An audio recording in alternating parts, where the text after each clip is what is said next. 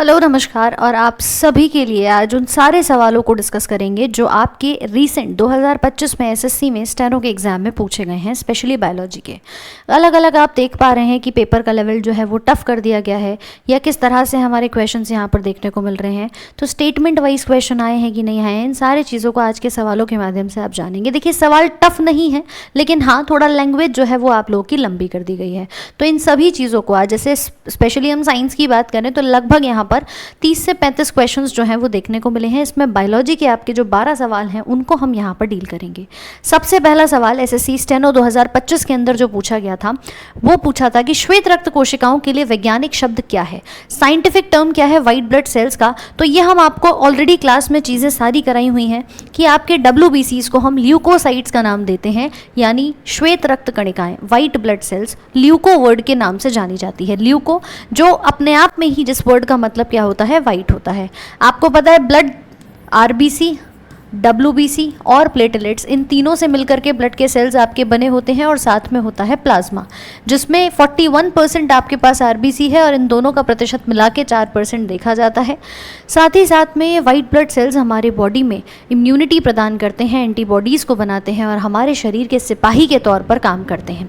तो आप बता सकते हैं कि आंसर क्या हो जाएगा, ल्यूकोसाइट्स। एरिथ्रोसाइट्स हम RBC को कहते हैं, थ्रोम्बोसाइट्स प्लेटलेट्स को कहा जाता है और बाकी मैम डी ऑप्शन तो अलग से दिया ही हुआ है, प्लेटलेट्स। ठीक है, तो पहले क्वेश्चन का आंसर हो जाएगा ऑप्शन नंबर बी। आगे बढ़ते हैं, दूसरा सवाल देखते हैं आपके स्क्रीन के ऊपर। रिक्तिकाओं के संबंध में निम्न में से कौन सा कथन सही नहीं है। वो कह रहा है कि which is not a correct statement, यानी कि स्टेटमेंट इनमें से कौन सा गलत है। अब देखिए, अगर हम ध्यान दें तो पहला ही स्टेटमेंट लिखा है vacuoles are generally larger in animal sales.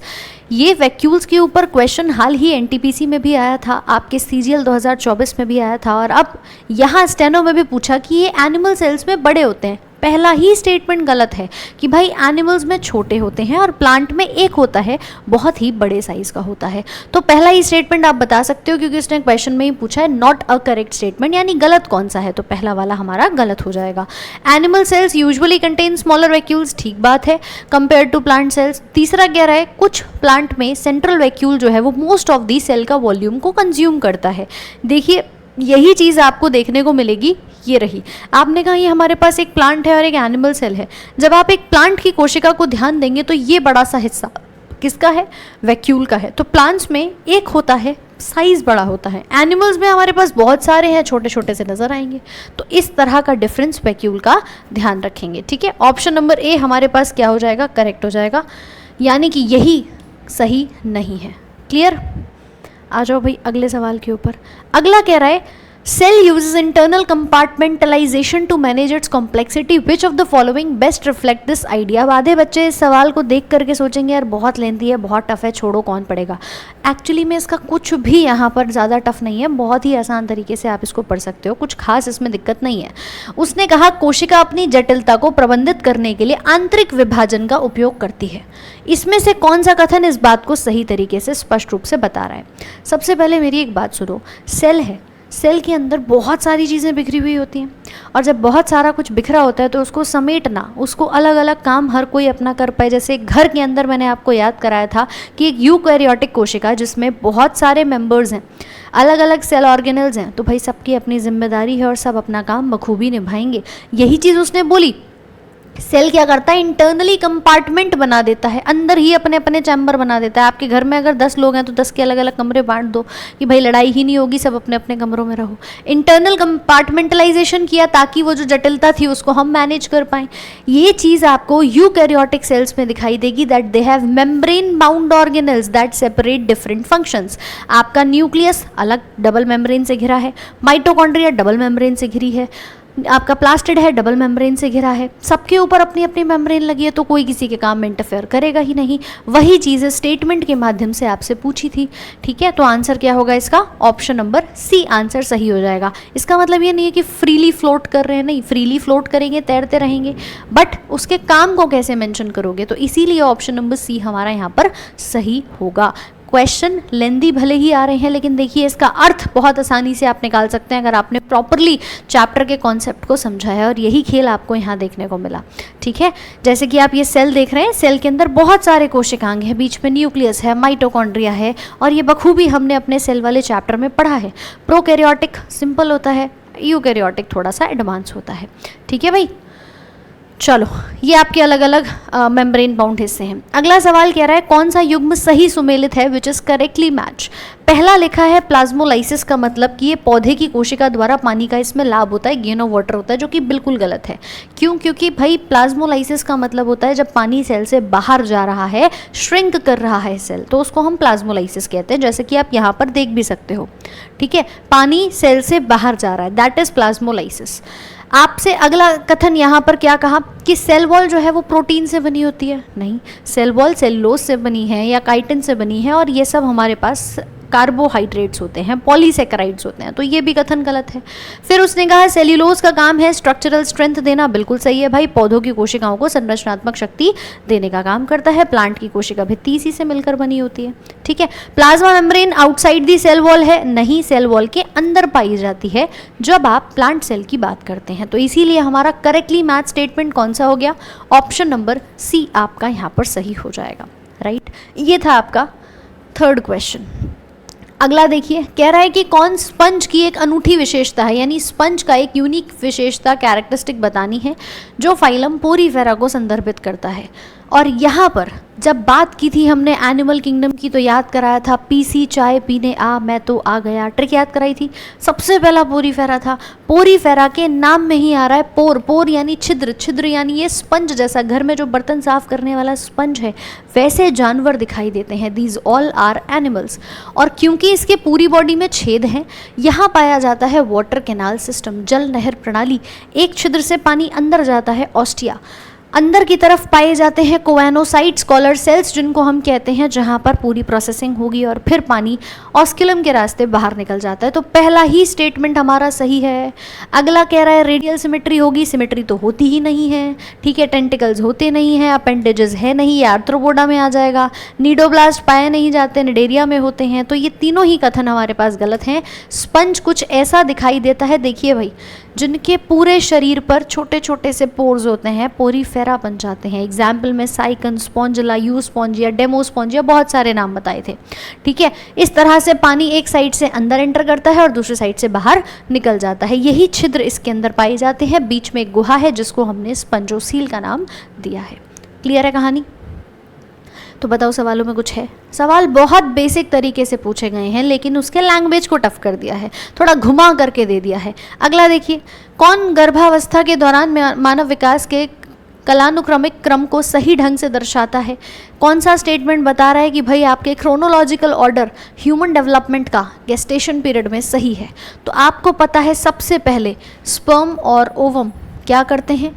Fusion होता है, निषेचन हुआ, और निषेचन के बाद क्या बनता है? जाइगोट बनता है। और यही जाइगोट धीरे धीरे करके अपने डेवलपमेंट स्टेजेस को शो करता है। तो जाइगोट जो होता है सबसे पहले क्या करेगा? यही बनेगा, यानी ये दोनों ऑप्शन नहीं है, समझ गए? या तो ये होगा या डी होगा। अब जो जाइगोट होता है वो पहले एम्ब्रियो में बदलता है और फिर उसके बाद वो फीटस के नाम से जाना जाता है, यानी ऑप्शन नंबर सी हमारा सही होगा। देखिए, जो जाइगोट होता है ना, इसमें डिविजन्स होते हैं। एक सेल होता है जाइगोट, 1 से 2, 2 से 4, 4 से 8, 8 से 16, 16 से 32। ये लगभग 1 महीने में डिवीजन होता है, ब्लास्टोसिस्ट बन जाता है। फिर वही ब्लास्टोसिस्ट आपका जो नाम बदलता है एम्ब्रियो के नाम से जाना जाएगा, और उसके बाद उसको पूरे 9 महीने के गर्भकाल में फीटस के नाम से जाना जाता है, जब उसके फर्दर अंग डेवलप होते हैं। तो आंसर क्या होगा? युग्मनज बना, फिर भ्रूण अवस्था है, और लास्ट में ये भ्रूण के नाम से यहाँ पर जाना जाता है। ये देखिए, कुछ इस तरह से इसका विकास होता है कि पहले निषेचन हुआ, एक स्पर्म और ओवम के बीच में क्या हो रहा है भाई? फ्यूजन हो रहा है, दिखाई दे रहा है सभी को। ठीक है, उसके बाद जाइगोट, जाइगोट के बाद ब्लास्टोसिस्ट, फिर गैस्ट्रोला, एम्ब्रियो, एम्ब्रियो से फीटस, और फीटस फिर पूरा रेडी टू डिलीवर हो जाता है कि अब बच्चा इजीली डिलीवरी के लिए तैयार हो चुका है। ठीक है, अगला सवाल, पादप हार्मोन और उसके प्राथमिक शारीरिक कार्य के बीच सही युग्मन की पहचान करें। Identify the correct pairing between a plant hormone and its primary physiological function.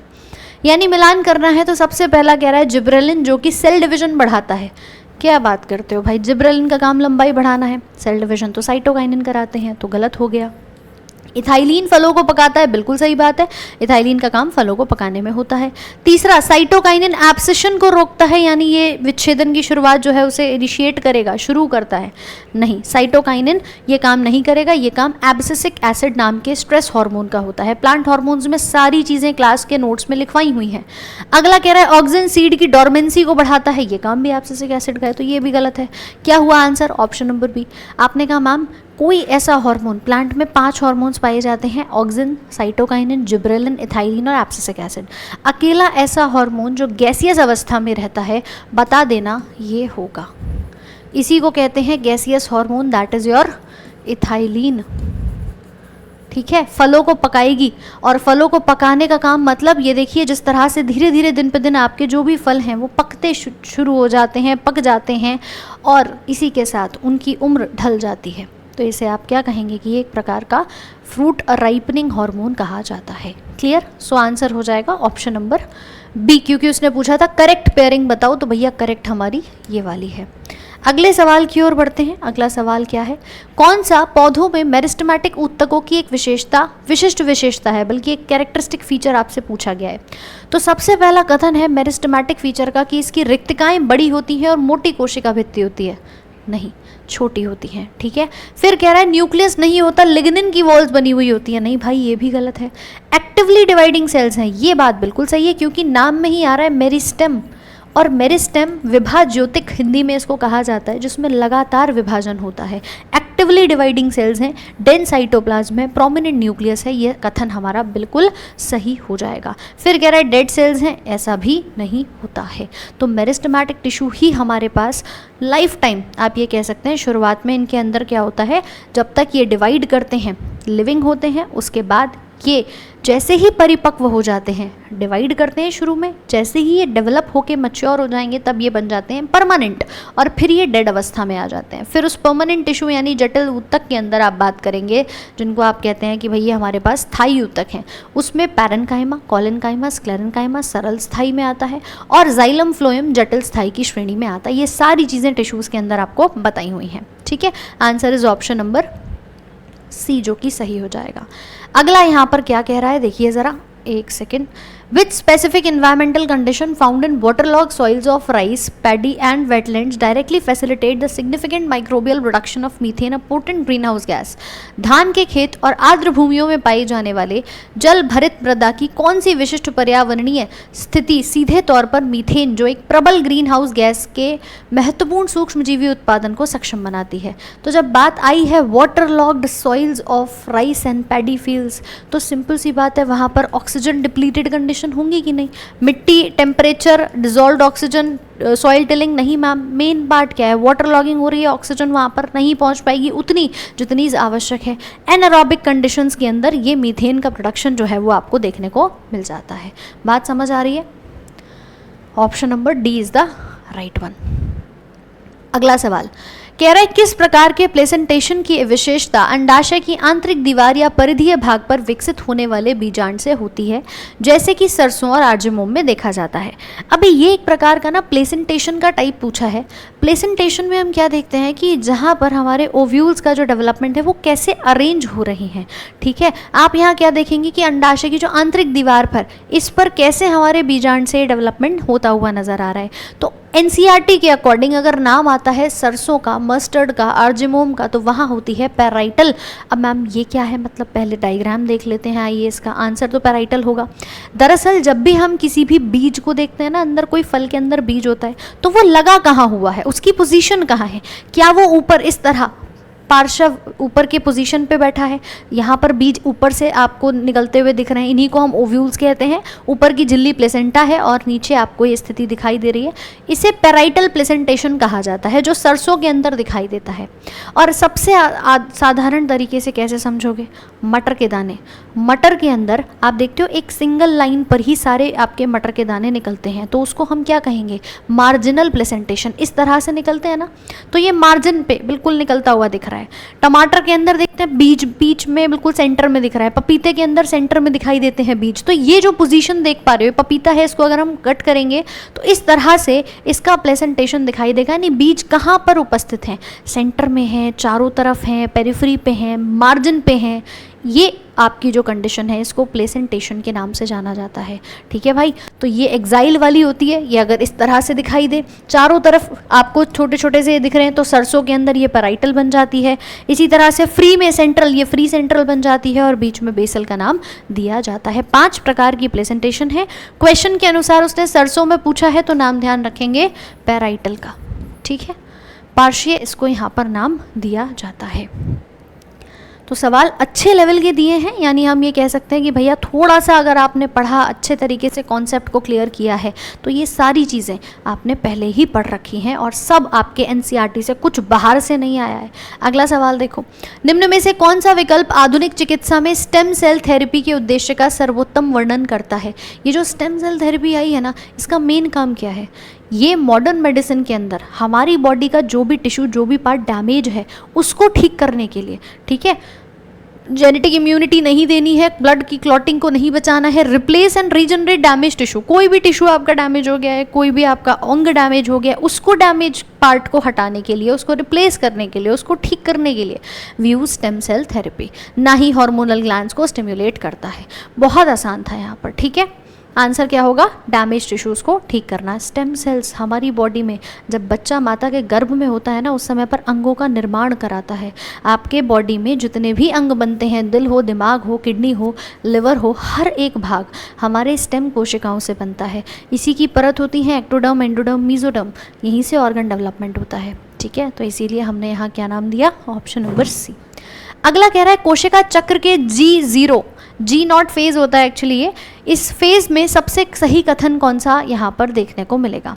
तो देखिए, सबसे पहले कोशिका चक्र की बात करते हैं। हमारे पास ये जो पूरी सेल साइकिल होती है ना, ये कुछ इस तरह से बटी हुई होती है। ध्यान देना भाई, पहले इसमें सबसे पहले आता है G1 फेज, ग्रोथ होती है।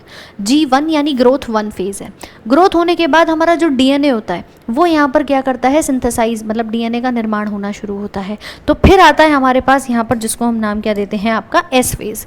ठीक है, G1 फेज, एस फेज, फिर आता है ग्रोथ का सेकेंड फेज, जब ये तैयार हो जाता है डिवीजन के लिए, माइटोसिस के लिए, तो G2, और फिर आता है एम फेज। लेकिन G1 और एस के बीच में हमें दिखाई देता है G0 फेज, जिसको गैप ओ या गैप 0 के नाम से भी लोग जानते हैं। ठीक है, ये देखो, ये G1 है, इसके बीच में गैप, उसके बाद आपका एस, कुल मिलाकर के जब ये पूरी एक साइकिल यहाँ पर हो जाती है, उस समय पर G0 फेज में, क्यूसेंट फेज इसको हम कहते हैं, ताकि ये पूरी जो सेल साइकिल हुई है ये क्या कर दे? इससे बाहर यहाँ पर निकल जाए। यानी एक साइकिल कंप्लीट हुई, फिर G0 फेज, वो थोड़ा सा वहाँ पर रेस्ट करता हुआ नजर आएगा। ठीक है, तो आप इसको बता सकते हैं कि यह एक अस्थायी निशिक्रिय अवस्था है, जहाँ कोशिकाएं कोशिका चक्र से क्या करती हैं? बाहर निकलती हुई नजर आती हैं। पूरी साइकिल कंप्लीट हो जाती है, उसके बाद एक G0 फेज में आपका जो सेल है वो क्या करता है? एंटर करता हुआ नजर आता है। ठीक है, ना तो इसमें डीएनए का सिंथेसिस होता, ये एस फेज में होता है। ये फेज है जहाँ सेल डिवीजन इनिशिएट होता है, कैंसरस सेल्स में नहीं भाई। इसमें एक्टिवली प्रिपेयर करते हैं रेप्लिकेशन को, ये भी काम नहीं होता है।